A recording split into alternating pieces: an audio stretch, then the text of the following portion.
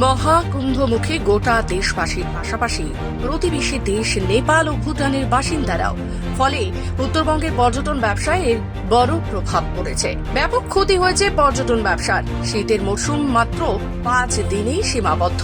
ধর্মপ্রাণ মানুষদের টানতে পশ্চিমবঙ্গ তথা উত্তর পূর্ব ভারতের ধর্মীয় স্থানগুলো নিয়েও কেন্দ্র রাজ্যকে চিন্তাভাবনা করার দাবি উঠল। এদিকে কুম্ভে এত ভিড় হওয়ার পেছনে যে ব্যাপক প্রচার প্রসার তা আর বলার অপেক্ষা রাখে না। এই রাজ্যেরও রয়েছে গঙ্গাসাগর থেকে শুরু করে অসমের কামাখ্যা মন্দির সহ প্রচুর ধর্মীয় স্থান। কিন্তু প্রচার প্রসার সেভাবে না থাকায় জাতীয় স্তরে এর বিস্তার ঘটেনি। যদি এই স্থানগুলো নিয়ে কুম্ভের মতো প্রচারের আলো নিয়ে আসা হতো তাহলে এখানেও ভিড় বাড়ত বলে মনে করছেন পর্যটন ব্যবসায়ীরা। মহাকুম্ভের টানে শীতের পর্যটন মৌসুম ক্রিসমাস থেকে নিউ ইয়ার এই 5 দিনের মধ্যেই সীমাবদ্ধ রয়ে গেল বলে আক্ষেপ পর্যটন ব্যবসায়ীদের। উত্তরবঙ্গে 3টি সময় পর্যটকদের ভিড় লক্ষ্য করা যায়। শীতের ছুটি, পুজোর মরশুম ও শীতের মরশুম। মূলত 25শে ডিসেম্বর থেকে গোটা ফেব্রুয়ারি মাস জুড়ে উত্তরবঙ্গের দার্জিলিং, কার্শিয়াং, কালিম্পং থেকে শুরু করে ডুয়ার্সের অঞ্চলগুলো থাকে পর্যটকদের ভিড়ে ঠাসা। কিন্তু এবছর 25শে ডিসেম্বর থেকে ভিড় শুরু হলেও নতুন বছরের প্রথম দিন পর্যন্ত মাত্র 5 দিনের জন্য পর্যটকদের ভিড় ছিলই।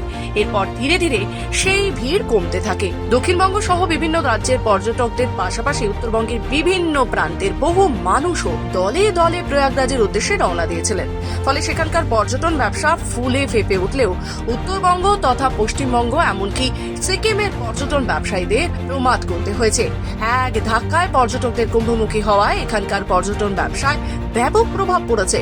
পর্যটন ব্যবসায়ী রাজ বাসুর কথায়, কুম্ভ বা মহাকুম্ভে স্নান আজকে নয়, এটা হাজার হাজার বছর ধরে চলে আসছে। তবে এবার কুম্ভ নিয়ে যেভাবে প্রচার প্রসার হয়েছে তার ফলে এবার প্রয়াগরাজে উপচে পড়ছে ভিড়।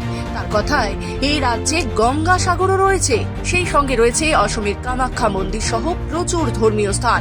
সেই সব জায়গাগুলিতে যদি কেন্দ্র ও রাজ্য সরকার যৌথভাবে উদ্যোগে আরো উন্নত করে প্রচারের আলোয় নিয়ে আসা যায় সেগুলোকে, তাহলে ধর্মপ্রাণ মানুষেরা এই সব ধর্মীয় স্থানগুলিতেও ভিড় করবে। তিনি বললেন, শুধু মহাকুম্ভের কথা না ভেবে এই রাজ্য তথা উত্তরবঙ্গে উত্তর পূর্ব ভারতের বিভিন্ন জায়গায় যে সমস্ত ধর্মীয় স্থানগুলো রয়েছে সেগুলিকেও প্রচার প্রসারের মাধ্যমে জাতীয় স্তরে নিয়ে আসা চিন্তা ভাবনার উপর জোর দেওয়ার দরকার কেন্দ্র ও রাজ্য সরকার উভয়কেই। পাশাপাশি গাড়ি ব্যবসার সঙ্গে যুক্ত ভাস্কর বাগচির গলাতেও রয়েছে হতাশার সুর। তিনি বলেন, কুম্ভ মেলার ব্যাপক প্রভাব পড়েছে উত্তরবঙ্গের পর্যটন ব্যবসায়। এই শীতের মৌসুমে আশানুরূপ পর্যটক আসেনি, ফলে পর্যটন ব্যবসা এক প্রকার ক্ষতির মুখে। নিশ্চয়ই এটা আমাদের এখানে পর্যটন ব্যবসার উপরে তো অবশ্যই কুম্ভ মেলার একটা বড় প্রভাব পড়েছে। তার কারণ হচ্ছে বহু পর্যটক যারা আসলে আমাদের এই উত্তরবঙ্গতে সময়ে সময়ে আসতো, বিশেষ করে এই শীতের সময় আসতো। শীতের সময় একটা আমরা আলাদা করে সিজনই পেতাম। সেই সিজনটা এত ছোট্ট সিজন হয়ে গেল যে ক্রিসমাসের থেকে নিউ ইয়ারের মধ্যে এই 5 দিনের মধ্যে সীমিত থেকে গেল। তারপরে হয়তো লোকাল কিছু পিকনিক চলতে থাকলো।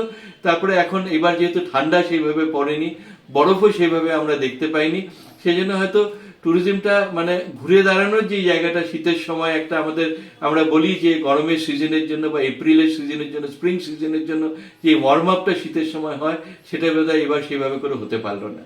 দেখুন, কুম্ভ মেলা তো সবসময় হয় না।